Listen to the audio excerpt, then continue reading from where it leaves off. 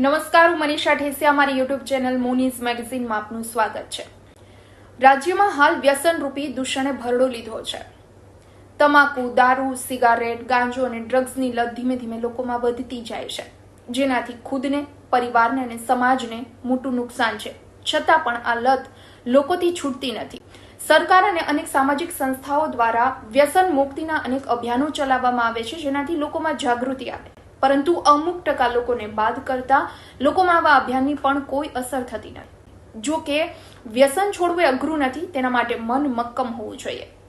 મક્કમ મન વગરના કોઈ પણ પ્રયત્નો લાંબા ટકશે નહીં. સૌથી પહેલા તો મન મક્કમ કરવું પડે કે મારે વ્યસન છોડવું છે અને ત્યારબાદ વ્યસન છોડવાના રસ્તા પર આગળ વધવું જોઈએ.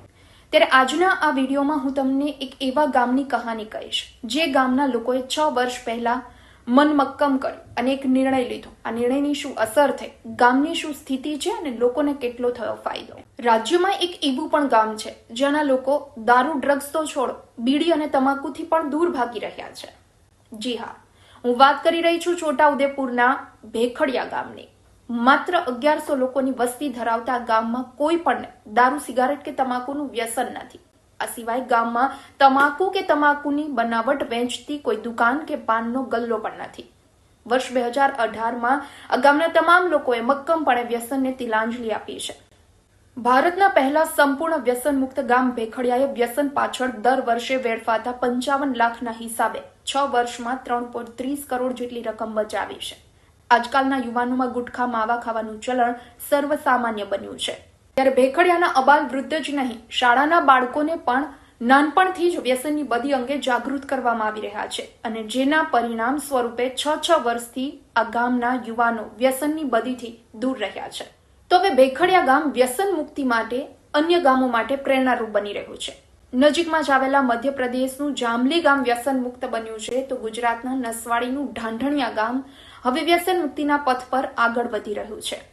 કોઈ આદિવાસી ગામે પોતાના સદીઓ જૂના કુરિવાજો જ નહીં, કુટેવો વ્યસનો જાતે સ્વયંભૂ રીતે માત્ર સમજાવટથી છોડ્યા હોય તેવો આ વિરલ કિસ્સો હશે.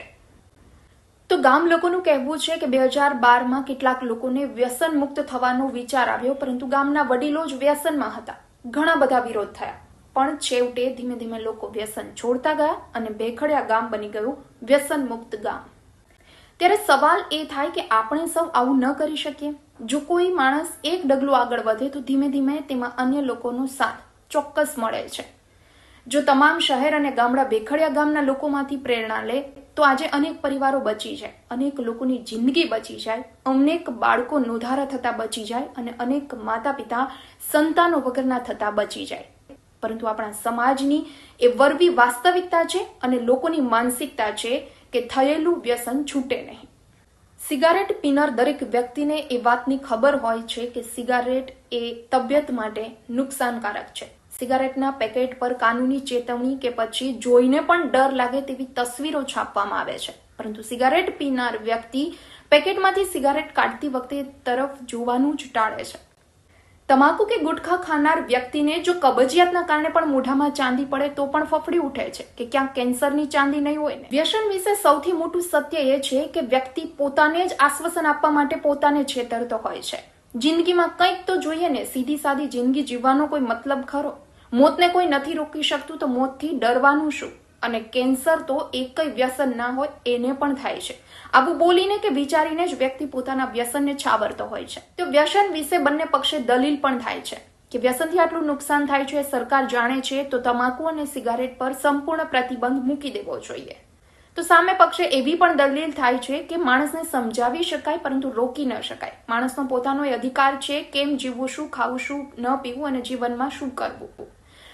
દલીલો બંને પક્ષે થાય છે, પરંતુ એક વાત ચોક્કસ છે અને એમાં સૌ કોઈ સંમત છે કે વ્યસન એ સારી આદત નથી અને તેનાથી નુકસાન થાય છે. વ્યસનથી થતા નુકસાનથી પણ આપણે અજાણ નથી. વર્ષે હજારો લોકો વ્યસનના કારણે મોતને ભેટે છે. એ પછી લઠ્ઠાકાંડ હોય, કેન્સર હોય કે શરીરના અંગો પતી જવાથી મોત થતા હોય અને જેના કારણે અનેક બાળકો અને પરિવારો રજડી પડે છે. કેમ આખરે આવું?